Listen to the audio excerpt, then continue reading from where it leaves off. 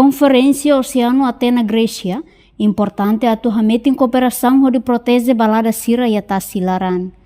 Primeiro-ministro Kairala Sanana Guzmão considera Conferência Oceano Atena Grécia importante tebes ba nação hotu atu serviço hamotu de proteger tasi husi risco foi oi liu plástico de salva rico soin tasi no balada sira nebe moris e atasilaran.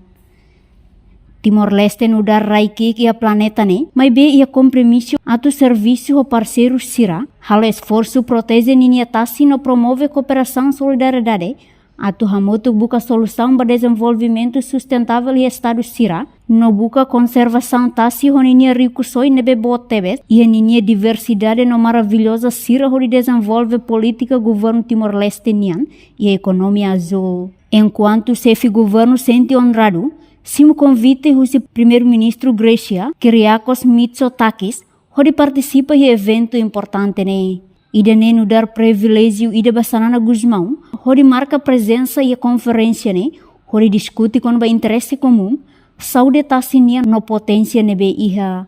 Além de ne, ex-presidente república ne acrescenta, atu atinge o objetivo do governo constitucional da CIA halo ela esforço, onde desenvolve política e economia azul, no plano ação. No plano nesse define ação concreta onde protege Timor-Leste e Tasi, inclui esforço onde expande Timor, área marinha protegida, onde conserva biodiversidade no arruin tropical. Reportagem Epifânia de Carvalho, Televisão Timor-Post. Janela informação ba emohoto.